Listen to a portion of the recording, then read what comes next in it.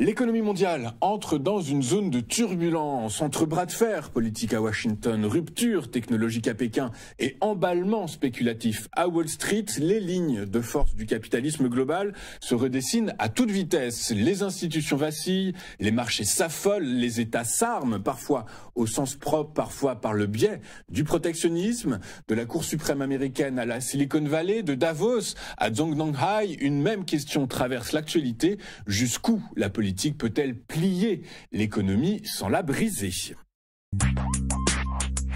C'est un bras de fer inédit qui s'est joué hier à Washington. Donald Trump, convoqué devant la Cour suprême, accusé d'avoir détourné un outil d'urgence économique en une arme commerciale massive. Son pari, taxer la planète entière au nom de la sécurité nationale, se heurte désormais au mur du droit constitutionnel. Le président américain justifie ses droits de douane généralisés par la nécessité de restaurer la base industrielle américaine et de corriger le déficit commercial. Mais plusieurs juges, dont Amy Coney Barrett, pourtant nommée par Trump, ont exprimé leurs doutes. L'Espagne, la France, en quoi menace-t-elle votre défense nationale, lui a-t-elle posé comme question? Une ironie plus que glaciale. La Cour suprême des États-Unis, dominée par une majorité conservatrice de 6 juges contre 3, prend généralement des mois pour trancher des affaires majeures. Mais cette fois, beaucoup s'attendent à une décision plus rapide et pour cause. Il s'agit du premier test décisif de la volonté de l'administration Trump d'étendre les pouvoirs présidentiels bien au-delà de leur cadre habituel. Au cœur du débat, l'IEEPA, une loi de 1977 conçue pour les crises internationales. Trump l'a utilisée pour imposer jusqu'à 50% de droits de douane sur des produits étrangers, contournant ainsi le Congrès, seul habilité à lever des taxes selon la Constitution. Si la Cour lui donne raison, le pouvoir exécutif se verrait doté d'un blanc-seing économique inédit autorisant tout futur président à taxer à volonté. Les enjeux financiers sont vertigineux, 90 milliards de dollars de recettes tarifaires pourraient devoir être remboursés et au-delà du juridique, c'est la crédibilité économique américaine qui vacille. En brouillant ainsi les pistes, la Cour suprême donne du fil à retordre à Donald Trump. Nouvelle escalade dans la rivalité technologique sino-américaine. Pékin a exigé que tous les nouveaux centres de données financés par l'État utilisent exclusivement des puces d'intelligence artificielle made in China. Un tournant stratégique qui confirme la volonté de Xi Jinping d'accélérer l'autonomie technologique du pays et de couper court à toute dépendance vis-à-vis des géants américains comme Nvidia, AMD ou bien encore Intel. Selon des sources proches du dossier, les autorités chinoises ont déjà ordonné le démantèlement des puces étrangères dans les projets de centres de données encore en construction. Ceux déjà avancés feront l'objet d'un examen au cas par cas. Derrière cette mesure administrative, c'est tout un rapport de force géopolitique qui se joue, celui du contrôle de la puissance de calcul, nerf de la guerre de l'intelligence artificielle. L'impact économique est considérable. Les investissements publics chinois dans les infrastructures d'IA dépassent déjà 100 milliards de dollars depuis 2021. Or, en évinçant Nvidia, dont les puces étaient jusqu'ici incontournables, Pékin redistribue les cartes au profit de Huawei et d'autres acteurs locaux soutenus par des subventions massives. Cette décision, qui intervient après la rencontre Trump-Xi Jinping, illustre la logique de découplage technologique désormais à l'œuvre entre les deux superpuissances, tandis que Washington restreint l'accès de la Chine aux semi-conducteurs les plus avancés, Pékin riposte en fermant son marché intérieur. Résultat, un duel industriel à somme nulle où la souveraineté numérique devient un instrument de puissance et un levier politique. L'ère de la mondialisation technologique touche à sa fin, place à celle de la fragmentation stratégique. Le Forum économique mondial prévient, le monde flirte avec 3 bulles explosives, la dette publique, les crypto-monnaies et l'intelligence artificielle. 3 bombes financières prêtes à éclater au visage d'économies déjà sous tension.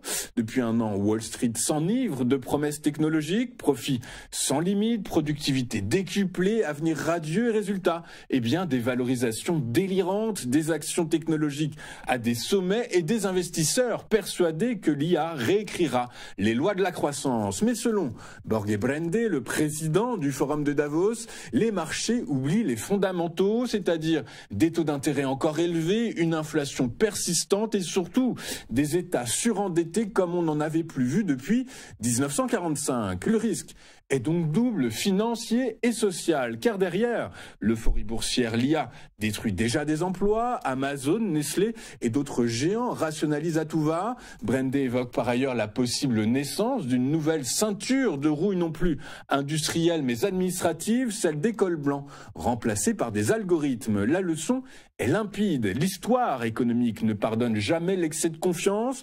De la bulle Internet à la crise des subprimes, les révolutions technologiques finissent souvent en crack. Davos invite donc à la prudence. Oui, la productivité peut enrichir les nations, mais pas si elle repose sur une illusion spéculative.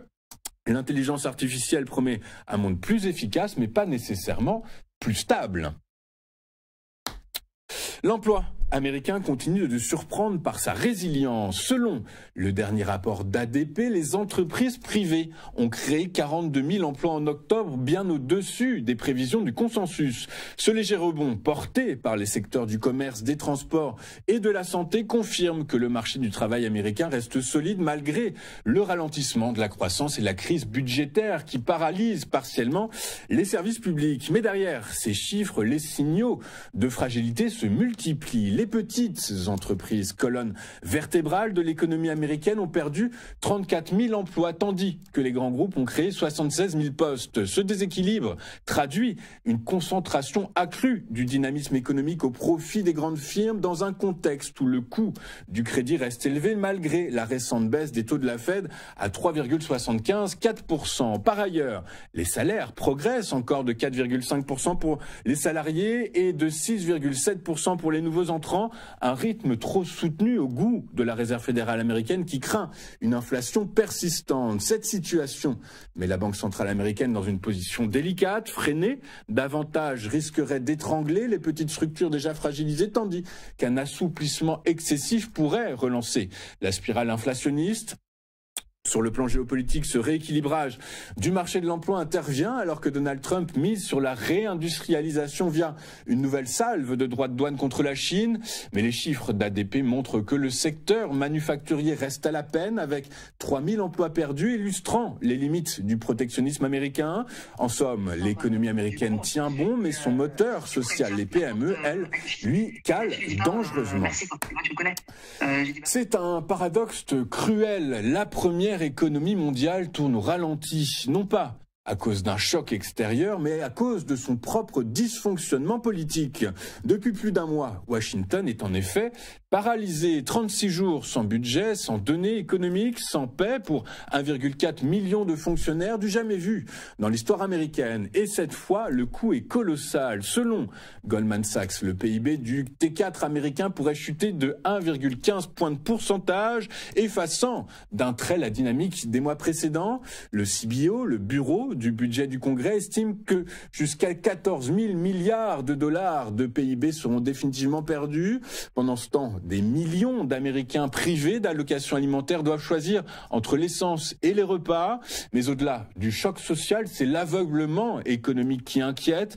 Les publications de données sont suspendues, forçant la Fed à piloter à vue. Jérôme Powell l'a lui-même reconnu, quand on conduit dans le brouillard, eh bien, on ralentit, a-t-il dit. Comprenez, eh bien, pas de baisse de taux sans visibilité. Et sur le plan politique, eh bien, le blocage budgétaire illustre le niveau de polarisation extrême d'un pays où chaque camp préfère paralyser l'État plutôt que céder un pouce de terrain. En somme, l'Amérique est devenue son propre risque systémique, une économie encore puissante mais tenue en otage par sa classe politique. Si le redémarrage est attendu début 2026, il ne suffira pas à effacer la perte de confiance ni les cicatrices sociales laissées par cette crise absurde.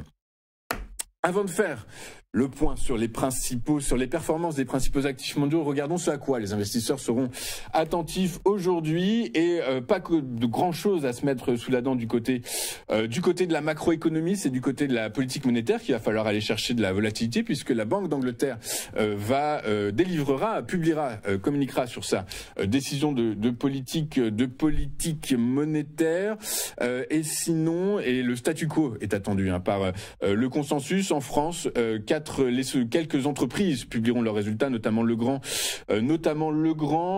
donc à surveiller de très près, Legrand, Engie, Veolia et Euronext. Voilà, donc pour la microéconomie, pour la publication des résultats d'entreprises. Jetons un œil à présent sur la réaction des grandes places financières mondiales lors de la séance d'hier.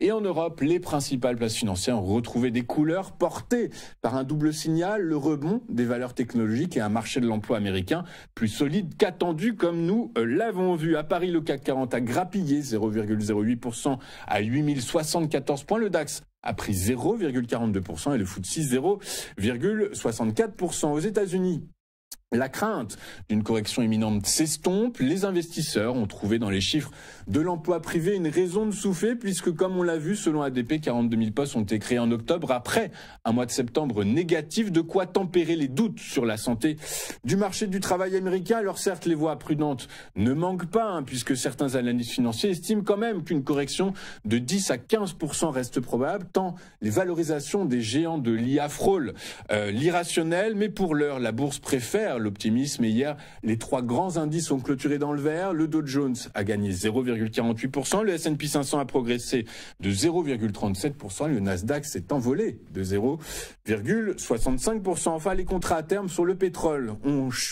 rechuté hier, signalant une deuxième séance consécutive de baisse sur fond de crainte persistante d'un excès d'offres face à une demande en perte de vitesse. Les stocks de pétrole américains ont bondi de 5,2 millions de barils, là où le marché attendait un recul selon le rapport hebdomadaire de l'EIA. Dans le même temps, la demande s'essouffle, les livraisons de produits raffinés ont chuté de 4%. Et face à cette faiblesse, la stratégie de l'OPEP+ surprend puisque le cartel poursuit sa politique d'augmentation de production pour regagner des parts de marché malgré une croissance mondiale au ralenti. Résultat, le spectre d'une surabondance plane à nouveau sur le marché, tandis que les tensions géopolitiques, comme les sanctions contre la Russie, les pressions américaines au Venezuela et au Nigeria restent sans effet tangible sur l'offre pour le moment. Et donc dans ce contexte, le prix du baril de Brent de la mer du Nord pour livraison janvier a reculé de 1,43% hier à 63,52 $. Le baril, son équivalent américain, le baril de WTI pour livraison décembre, a lui cédé 1,59% à 59,60 $ l'unité. Nous allons marquer une toute première pause dans cette édition du 6 novembre et juste après, une fois n'est pas coutume, nous retrouvons la rubrique Across the Market de David Furcage que vous avez l'habitude de retrouver le vendredi, mais cette semaine, c'est aujourd'hui, c'est le jeudi. À tout de suite sur Téléfinance.